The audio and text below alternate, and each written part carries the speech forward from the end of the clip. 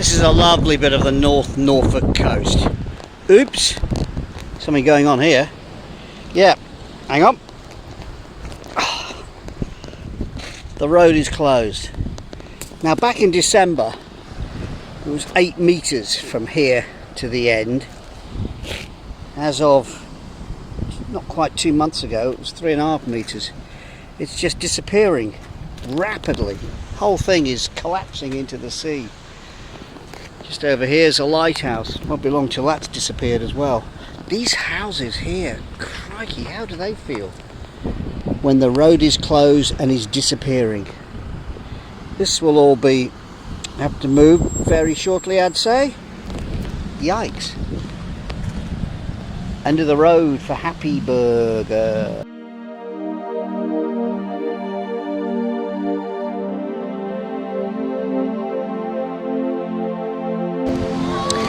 Every day around the coast of Britain, seals can be spotted. Here at Horsey Gap in North Norfolk, they come out every day to be photographed here in the sea.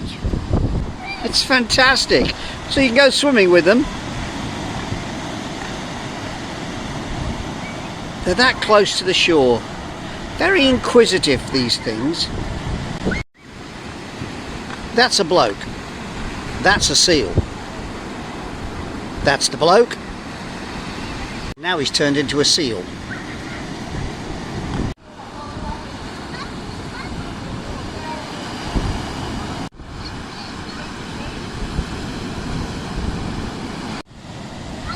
And here they are, sticking their heads above the water, waiting to be photoed. Yay! Seals in the sea.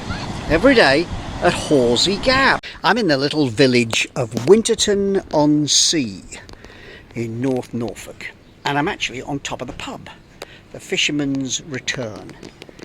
Here's the roof, and up on the roof there's a little decking area. Well, that's nice, isn't it? My bike at the moment is down there, and it's going to go in with the barrels at the end of the evening.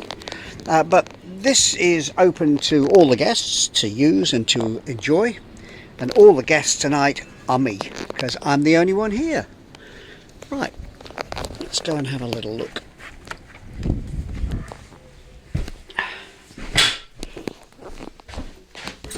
Room 2, and this is me, Chez Mallet. Right, here's my bed, and out the front I've got an enormous big fish, and then various people out the front of the pub. It's quite busy, as you can see. It's a busy old pub. Down the steps into a gigantic bathroom. Yeah, wow. And those are my facilities and my room in Winterton-on-Sea tonight. Fisherman's Return. Any idea where I am? Britannia Pier and Theatre. It must be Great Yarmouth, and it is. This is the glorious prom here. I have fond memories of bringing my Timmy show to play at the Royalty, which is now a cinema. That's good, because for some years it was empty. But when I came here and brought my Timmy show here in 1992, those were my dressing rooms, right there. And then there was a lovely big auditorium and stage area and place for meet and greet after the show. If you ever came to that show, brilliant! I loved it, and I know you did too. Great Yarmouth, top town. I'm at the beautiful beach on Galston, just south of Great Yarmouth. And if this building here, the Pier Hotel, looks familiar, that's because it should do. It featured, of course, in the film Yesterday, starring Lily James and Hamish Patel. And he played his concert right here on this balcony with a massive big crowd out here. It's brilliant. I love locations like this. People find wonderful film locations in the everyday. Whack-a-day, all my troubles seem so far away. Blah, blah, blah, blah, blah, blah, blah, blah, blah. Now here's good news, because I've met the mum of one of the stars of Yesterday. Hello, Mum. What's your name? My name is Kerry. And your daughter was in this film. Yes. Starring role. Big scene. What did she do? She was actually on the beach and you could see her, you know, waving. Could you just demonstrate what she did? And that's what it takes to be in a film. Brilliant. Yes. Well done, Mum. I'm at a little point in eastern England, Lowestoft. Ness Point, the most easterly point in Britain. And I set off on my circumnavigation of the country on my trusty Timmy bike here on March the 17th from Paddington. And some 3 weeks later, I'd made my way down to the most southerly point in Britain, which is Lizard Point, here. I cycled on up the west coast around Wales, and then in May I reached Port Patrick and Ardnamurchan Point, the most westerly point in Britain. It wasn't too far after that, the 21st of June, I reached Dunnet Head, the most northerly point in the country. And now, here I am, marked by this giant wind turbine, thinking to myself, these compass points have a certain magic and reminds us just how brilliant it is to attempt something and to succeed. Yes! Yes! This is a lovely, colourful bike. Tell me about it. 3 rattle cans of matte spray paint, 2 base coats of a white primer, and yeah, just had some fun spraying. Toothbrush splatters. Bit of fun, really. Yeah, toothbrush splatters. Anything missing on it? Anything missing? Other than your signature. Where would you like this then? In the pink or the blue? Anywhere across the frames. Fantastic. I'll put your little mallet on here.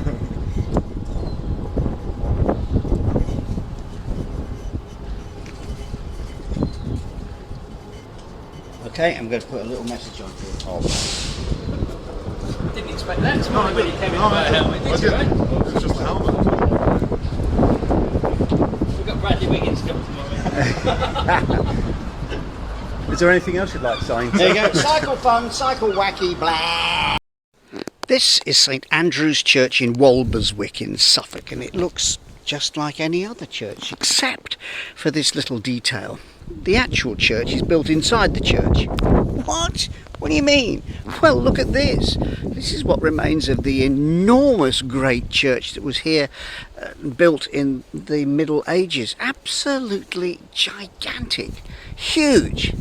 And clearly the town's fallen on hard times. Very hard times. They couldn't afford to keep it up. So what they did was they stripped the lead off the roof and took some of the stone and decided to build a new church, a smaller one inside the other church, and that's what this is. It's extraordinary, isn't it? It must be one of the most unusual churches within a church that I've come across on my circumnavigation. And there's a lovely little piece here, something worth noticing. At the top of the flint on all of these, there's like a little taper, almost like a candle. Yay! And it's survived all this time. Brilliant. St Andrews, Walberswick. I was cycling along and I saw this great old stone wall.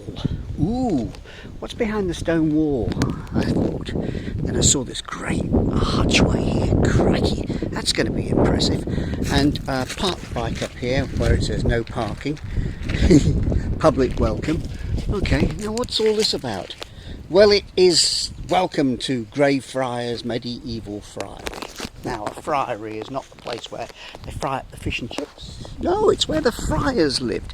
And back in the olden days when I was young and you were even younger, this was one of the biggest monastic buildings in the whole country. There was a huge big city at Dunwich, massive big port, and it was really important and wealthy. And then the tide came in, washed away the old town.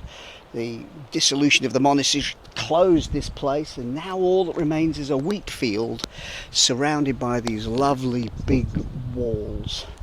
How the sands of time do run out for Dunwich. This is the house in the clouds at Thorpe Ness. I love the way it's called the house in the clouds, because of course it's a giant, enormous house. This is a holiday village designed and built exactly for people to come on holiday about 100 years ago. I love the idea of staying right up in the clouds here. Brilliant. This is the lovely windmill next door to the house in the clouds. And originally this was built 2 miles away and they moved it here. I like to think they moved it here so it could come on holiday next to the house in the clouds. In the middle of Thorpeness is this lovely man-made mere. By man-made, I mean they actually did get a bunch of blokes with picks and shovels to dig a great big hole in the ground. It's enormous! And they got all the stuff out of the ground and shoved it in the middle to make little islands. And now, 100 years later, look at it. People in boats, geese and ducks and swans. It's idyllic. What a holiday village Thorpeness is. So I'll stop the bike here because I've just met somebody who is an Olympic champion. Leonie, skiing for Team GB in the Olympics. Yep. Tell me what it was like. Not used to the cameras, the light, the attention you get at the Olympics that you don't normally get on a World Cup tour. So getting used to that, it was quite a shock. Is it as nervous as talking to me on this camera here? No, not at all. No, this is far more nerve-wracking, isn't it? So here we go. What's the discipline that you're in? So I do mogul skiing. Do you know what that is? It's a freestyle event where you go down a set of like 5 bumps, then you hit a jump, you land, and then you've got about 40 moguls, another jump, and then 5-6 bumps to finish off. How long does it take? So you're on an average of 30 seconds. 30 seconds to win the medal. Okay, take a deep breath. That's good. And go. So you're doing 6 bumps. Yes. A jump. Yes. Land. Yes. Bumps. Another jump.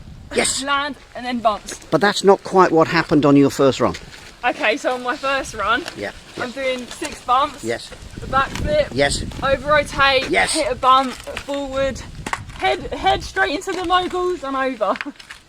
A proper, wonderful, joyous face plant on your very first run at the Olympics. How does that feel? It didn't feel good at the moment, but you're making it seem pretty funny, so... I think, Leonie, it's absolutely just wonderful, just brilliant to be in the Olympics and to have competed like that. Just sensational. I'm going to watch out for you win a medal at the next one. Thank you. Where is the next one? It's in Milan, Corti. We're watching Leonie win gold medal! Woo! I'm in Thorpeness, and this is Daniel. You and I met on my circumnavigation already. Yes. So where was that then? That was in Broadstairs, Viking Bay, I think.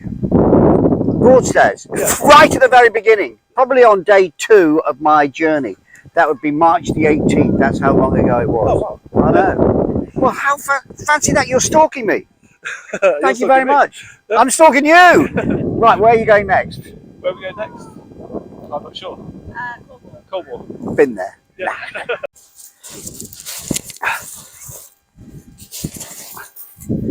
This lovely shingle beach spreads all along the coast of Suffolk. Right in the middle of it is this wonderful, extraordinary piece of metal. It's a sculpture of a scallop shell. And as you know, I've been carrying a scallop shell on the back of my bike on the panniers. It's the sign of a pilgrimage around the coast of Britain. It's also where Venus emerged from the sea in Botticelli's famous painting, The Birth of Venus in a Scallop Shell. And it was put here to commemorate the lovely music of Benjamin Britten, who lived and worked all around this part of Suffolk and created such glorious music. And this looks like a good place to celebrate the pilgrimage of the coast of Britain. Yes, it's utterly brilliant.